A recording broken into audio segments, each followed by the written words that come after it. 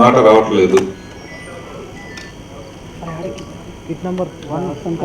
ఈ వెండితెర మాట్లాడితే, ఈ సిల్వర్ స్క్రీన్ మాట్లాడితే ఏం మాట్లాడుతుంది అని ఊహిస్తే, ఇలాంటి అద్భుతాన్ని నా మీద ఆవిష్కరిస్తానని ఈ జన్మలో అనుకోలేదు అనుకుంటుంది అన్నట్టు వినిపిస్తుంది.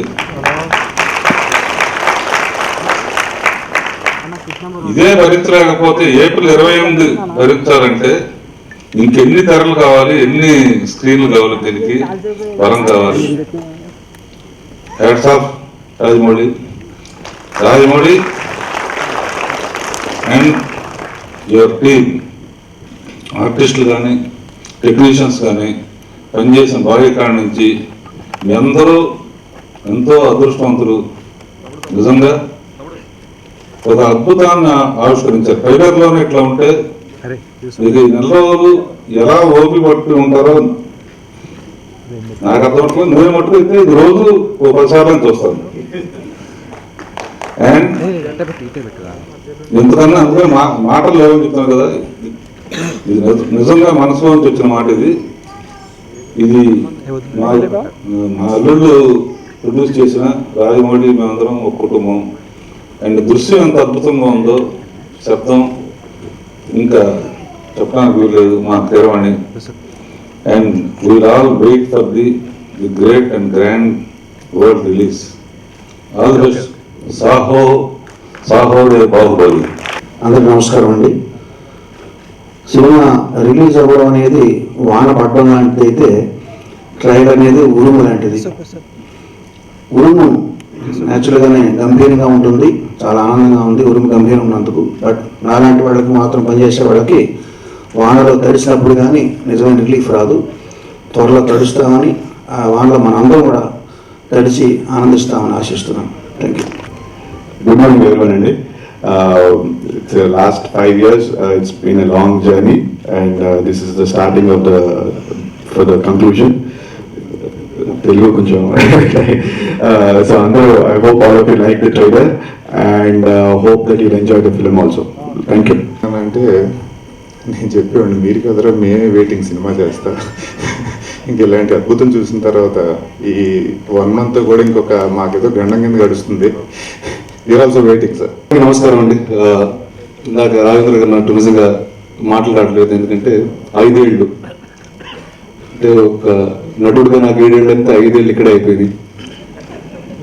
మా ఇష్మతి లాంటి మా గొప్ప సామ్రాజ్యాన్ని మీరు ఏప్రిల్లో చూడబోతున్నారు. Please, I hope all of you enjoy your selves, enjoy and experience this great kingdom like we all did, and thank you sir for making me part of your vision. Thank you very much. Trailer ఇలా ఉంటే picture ఎలా ఉంటుందో ఊహించుకోండి. And మీ ఊళ్ళకు అందకుండా అందనంత వరకు లెవెల్కి తీసుకెళ్ళాలని మేము ప్రేమంతా ప్రయత్నించామండి. సో అది మీ ఊహించిన దానికంటే చాలా అద్భుతంగా ఉంటుందని అనుకుంటున్నాను. Thank you. Hi, good morning. Trailer చాలా ఎక్సైటింగ్ ఉంది. హోప్ అందరికీ నచ్చుతుంది అనుకుంటున్నాం. అండ్ థ్యాంక్ యూ రాజమౌళి గారు aunty for making us part of it. 5 years ఉన్నందుకు ఇంత సెకండ్ కూడా ఇప్పుడు ఈ ట్రైలర్ చూడగానే మొత్తం బాధలన్నీ మర్చిపోయాం. So thanks Raj, thanks for the whole team. Thank you. At this moment, I think the fans will be in the euphoria of watching the trailer. But as the euphoria dies down, as we have been telling, we introduce the characters. We just introduce the characters. We just gave them what the characterizations are about. And in the conclusion, you are going to see the drama between them. That's the main thing that we are going to see. The Bahubali franchise, the war is a part and parcel of the Bahubali franchise. No, I'm not at all bothered. ఎందుకంటే మనం cinema చూసినప్పుడు first half చూస్తే second half ఏంటో guess చేస్తూ ఉంటాం. యాక్చువల్గా ఇంకా movie buffs అయితే సినిమా స్టార్ట్ అయిన 10-20 minutes they will be guessing what the second part is going to be. Some of them are right, some of them are wrong. It doesn't matter. It is what matters is important విషయం ఏంటంటే దాన్ని ఎంత ఇంట్రెస్టింగ్గా చెప్తున్నాను. మన for example epics like Mahabharatam, Ramayanam లాంటి సినిమాలు తీస్తే మన కథ ఏంటో తెలుసు, but still we want to see the drama. ఎంత అందంగా చెప్పామన్నది important. And most of the theories ఇప్పుడు నేను చూసిన దాంట్లో most of them are wrong and few are little bit close here and there. But ఒకవేళ అందరికీ కూడా ఎగ్జాక్ట్గా గెస్ట్ చేసినా సరే I'm not worried about it. ఆ పాయింట్ ఎలా రీచ్ అవుతాం అన్నది more important. Second thing, as I said, నాకు డైరెక్ట్గా ఇప్పుడు నాకు ముందుకు వెనక్కి వెళ్తూ ఉంటాను. ట్రైలర్ కట్ చేసినప్పుడు కూడా కొంచెం టెన్షన్ ఉంటుంది అటు ఇటు వెళ్ళినప్పుడు. But when I see it as a whole, once the BGM comes, once పెద్ద బీజిఎం వచ్చిన తర్వాత నా ఎక్స్పెక్టేషన్ లెవెల్ కన్నా ఎక్కడితో దాటేసి వెళ్ళిపోయింది. He gives an extra tweak, extra twist. దానికి లైన్ దాటేసి పైకి వెళ్ళాల్సిన twist he will give it. So I'm more than happy about it. Amarendra బాహుబలికి కొంచెం ఎక్కువ ఇష్టపడ్డాను శివుడి కంటే. చాలా తక్కువ అండి. చాలా సార్లు ఇదే ప్రశ్నకి సమాధానం చెప్పాను. ఫస్ట్ బాహుబలి కథ సినిమా అయిపోయిన తర్వాత బాహుబలి పార్ట్ తీయడం కాదండి, ఒక సింగిల్ స్టోరీ బిగినింగ్ నుంచి ఎండ్ వరకు ఒక సింగిల్ స్టోరీ. ఒక సినిమాలో దాన్ని మొత్తం తీయలేకపోతుంది కాబట్టి రెండు పార్టీల కింద విడదీసాం. సో మొత్తం అంతా ఒకటే కదా. బట్ బాహుబలి పార్ట్ రిలీజ్ అయిన తర్వాత దానికి వచ్చిన యూఫోరియా అది ఇది చూసి ఇంకా యాక్షన్ సీక్వెన్సెస్ లో కొంచెం ట్వీకింగ్ కొంచెం ఎక్కువ పెట్టడం, అక్కడ కొంచెం ఇంకా డ్రామాటిక్ గా చేయడం, అలాంటి చిన్న చిన్న ఇది ఉంది తప్ప బేసిక్ స్టోరీలో అయితే ఎటువంటి మార్పులు లేవండి. యాజ్ ఇట్ ఈస్ ఫస్ట్ ఏదైతే అనుకున్నామో చివరి వరకు అదే. ఇన్ఫాక్ట్ ఒక 20-30% ముందు షూట్ చేసాం కూడా, ఇంకా ఫస్ట్ పార్ట్ రిలీజ్ అవ్వకముందు. మాహిష్మతికి మార్పులు ఏం లేవండి. మాహిష్మతి అనేది చాలా పెద్ద రాజ్యం. మన ఫస్ట్ పార్ట్ లో చూపించినప్పుడు మాహిష్మతిలో కొంత పార్టీ చూసాం. సెకండ్ పార్ట్ వచ్చేసరికి ఇంకా మిగతా భాగాలు కూడా చూస్తున్నాం. So it is first part లో మనం చూసిన తక్కువ, సెకండ్ పార్ట్ లో ఇంకా ఎక్కువ చూస్తున్నాం. క్లైమాక్స్ చేసేసరికి మొత్తం ఓపికలు అంతా అయిపోయినాయండి. 4 క్లైమాక్స్ షూట్ చేసే ఓపిక లేదు. స్టోరీ డిస్కషన్ అప్పుడు 1,00,000 పాయింట్లు అనుకుంటాం. బట్ వన్స్ షూటింగ్ వెళ్ళకముందే మొత్తం పాయింట్లు అన్ని లాక్ అయిపోతాయి. 4 వర్షన్స్ షూట్ చేసి అంత ఇది లేదండి. This is piracy is a different issue and leakage is a different issue. Both are not the same. And this particular leak is some bug in the Facebook this thing. We are still trying to sort out why it happened. It is very irritating, but it is not something we can blame someone without knowing anything about it. So it's online now. We launched it. We are supposed to launch it at 5 p.m. So we planned so many things around it, but unfortunately we launched it earlier. But I think it's good news for the fans rather than being bad news. Tricks of the trade అంటారు కదండి. డైరెక్టర్గా మనం కథలన్నీ చెప్పేటప్పుడు mass pulse కూడా కొంచెం తెలుసున్న డైరెక్టర్లు ఏం చేస్తారంటే తెలియకుండా ఆడియన్స్ ని రేకెత్తించి పెడతారండి. అంటే ఫస్ట్ పార్ట్ లో శివుడు తాలూకు క్యారెక్టరైజేషన్ చూపించడానికి అమ్మ కోసం శివలింగాన్ని ఎత్తుకొని వాటర్ నుంచి నడిచి జంప్ చేసి వెళ్ళి అంత బలవంతుడిగా చూపించానండి. బలాల దేవుని చూపించినప్పుడు ఉత్తి చేతులతో దొరకొద్దు ఫైట్ చేసి అంత బలమైన చూపించాను. సో వాళ్ళిద్దరు రైవల్స్ అని తెలుసు. సో అది రేకెత్తించి పెట్టడం అంటే అలాంటి బలవంతుడు ఇద్దరు కొట్టుకుంటే ఎలా ఉంటుంది అన్నది తెలియకుండా ఆడియన్స్ రేకెత్తించి ఉంటుంది. దాన్ని క్లైమాక్స్కి పెట్టాం. సో పీక్ అన్నిటికంటే జనాలు ఏదైతే ఎక్కువ ఎక్స్పెక్ట్ చేస్తూ ఉంటారో దాన్ని క్లైమాక్స్ పెట్టామండి. So the peak, the Everest peak, cinema Baahubali సినిమాలో ఎవరెస్ట్ పీక్ ఏదైతే ఉంటుందో అది క్లైమాక్స్లో బల్లాల దేవుడు మహేంద్ర బాహుబలి మధ్య ఫైట్లో ఉంటుంది. ఏదైతే ఉన్నాయో బాహుబలి కానీ, బల్లాల దేవుడు కానీ, శివగామి కానీ, కట్టప్ప కానీ, విజయదేవుడు కానీ, దేవసేన, అన్ని characters very very powerful characters అండి. అందరూ కూడా వాళ్ళు నమ్మిన సిద్ధాంతాలని, వాళ్ళు నమ్మిన ఫిలాసఫీని చాలా స్ట్రాంగ్గా పాటిస్తూ ఉంటారు. సో అంత స్ట్రాంగ్ క్యారెక్టర్స్ ఉన్నప్పుడు వాళ్ళ మధ్య ఆ క్యారెక్టర్స్ మధ్య రిలేషన్షిప్ కూడా అంత స్ట్రాంగ్ ఉంటాయి. లవ్ కానీ, హేట్ కానీ ఏదైనా. So Devasena characterization will be very strong అండి. ఆడవాళ్ళందరికీ కూడా చాలా చాలా నచ్చుతుంది అనుకుంటున్నాను. ద బిగ్గెస్ట్ థింగ్ ఈజ్ అది ఒక సింగిల్ లైన్ సెంటెన్స్ కాదండి. ఓకే, ఇలా ఇంతకని చెప్పేసేయడం అంత is not simple answer. Simple answer అయితే ఇన్ని రోజులు దాని మీద యూఫోరియా కూడా అలా మెయింటైన్ అవుతుంది. It's complicated sequence that comes to that point.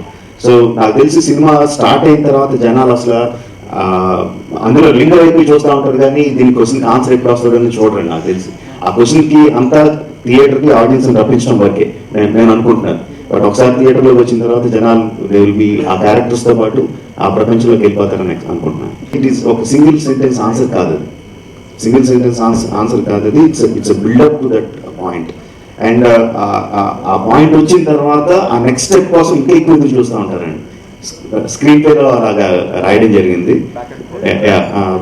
Back and fourth is one thing, but as an emotion emotion వైజ్గా చూసుకుంటే ఆ పాయింట్ వచ్చే వరకు జనాలు చాలా ఎక్సైటెడ్గా చాలా ఇది బిల్డప్ అవుతూ ఉంటుంది. ఆ పాయింట్ నుంచి ఇంకొక 2 స్టెప్పులు పైకి వెళ్తుందని అనే విధంగా స్క్రీన్ పై రాయడం జరిగింది. చాలా బ్యూటిఫుల్గా ఉంటుందండి. రాజమౌళి గారు మీ ఇద్దరం ఎప్పుడు మాట్లాడుకున్నాం, డార్లింగ్ మీరు అన్ని టాప్, ఇంకొంచెం రొమాన్స్ ఇంకొంచెం చేస్తే ఇంకా బాగుంటుందని ఒక 10 years మా ఇద్దరికి డిస్కషన్ ఉండేది.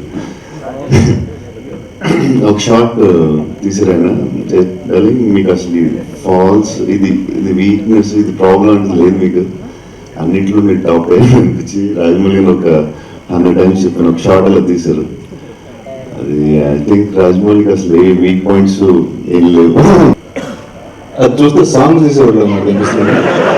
సార్ క్లియర్ గా చూడండి ఆ ఫోటో, అది అమ్మాయి డాన్స్ చేస్తూ ఉండే, నేను పని చేస్తూ ఉండే, చాలా సిన్సియర్ మనుషులు. బాహుబలి సినిమా కదండి, పౌరాణికాలు కానీ జానపదాలు కానీ హిస్టారికల్స్ కానీ చారిత్రాత్మక సినిమాలు కానీ చిన్నప్పటి నుంచి బాగా ఇష్టం. కథలు అంటే సినిమాలు కథలు అంటే బాగా ఇష్టం. ఆ కామిక్స్ అయినా ఆ నవల్స్ అయినా ఆ సినిమాలైనా చిన్నప్పటి నుంచి బాగా ఎక్కువ చూడటం. సో ఇన్స్పిరేషన్ అనేది ఒక సింగిల్ పాయింట్ కాదండి, చూసిన ప్రతి సినిమా కూడా ఇన్స్పిరేషనే. చాలా పెద్ద లెవెల్లో తీయాలి, చాలా పెద్ద లెవెల్లో తీయాలని కోరిక అయితే ఉంది. బట్ ఫస్టే ఇలాంటి కథ చేస్తే ప్రొడ్యూసర్ బయటకు పోమంటారు కదా. సో ముందు చిన్న చిన్న సినిమాలు చేసుకుంటూ కొంచెం సక్సెస్ వచ్చిన తర్వాత, మార్కెట్లో వాల్యూ పెరిగిన తర్వాత, డిస్ట్రిబ్యూటర్స్కి ప్రొడ్యూసర్స్కి నమ్మకం వచ్చిన తర్వాత ఇలాంటిది అటెంప్ట్ చేశామండి.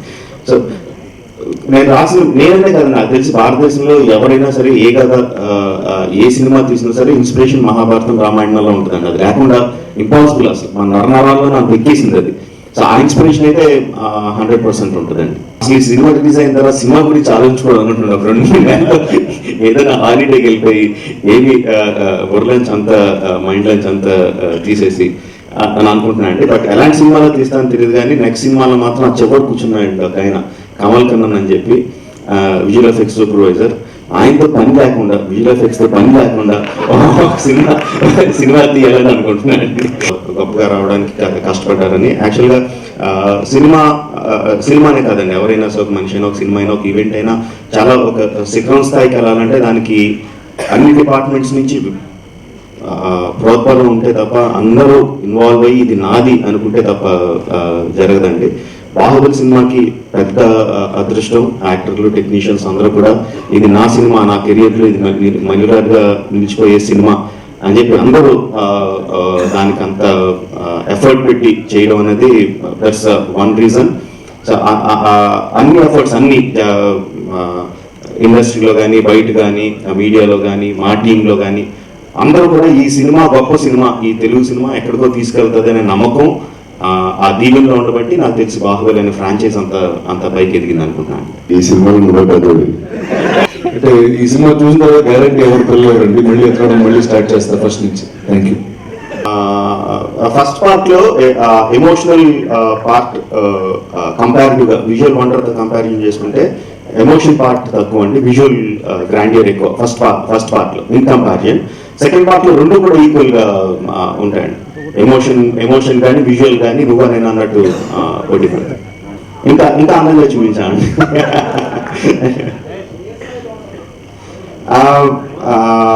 అనుష్క మధ్యలో ట్రైలర్ లో 2 షార్ట్స్ ఉంటాయండి. So that gives an idea Anushka ఎలా ఉండబోతుంది అన్న దానికి అంటే విజువల్ గా అందానికి చూసుకుంటే అనుష్క ఎలా ఉండబోతుందో 2 షార్ట్స్ బట్టి తెలుస్తుంది.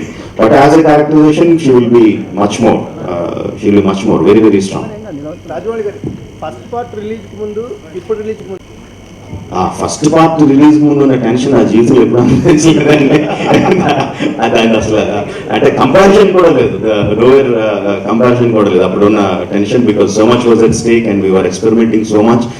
ఇంతకుముందు వెళ్ళని టెరిటరీస్లోకి లైఫ్ జాకెట్ లేకుండా సముద్రంలో ఉరికేసినట్టు, పారాషూట్ లేకుండా ఆకాశం ప్లేన్లో ఉరికేసినట్టు ఉరికేసాం. అప్పుడున్న టెన్షన్ ఇస్ చాలా చాలా హై అండి. అది జీవితంలో అంత టెన్షన్ అసలు సినిమాకనే కాదు దేనికి ఫీల్ అవ్వలేదు. సో ఈ సినిమాకి వచ్చేసరికి టెన్షన్ పాయింట్ చాలా తక్కువ అండి. జనరల్గా ఏ సినిమా రిలీజ్ అయినప్పుడైనా అందులో పనిచేసినప్పుడు కొంచెం టెన్షన్ ఉంటుంది. ఆ టెన్షన్ తప్పితే మోర్ కాన్ఫిడెన్స్ లెవెల్స్ ఎక్కువ ఉన్నాయండి టెన్షన్.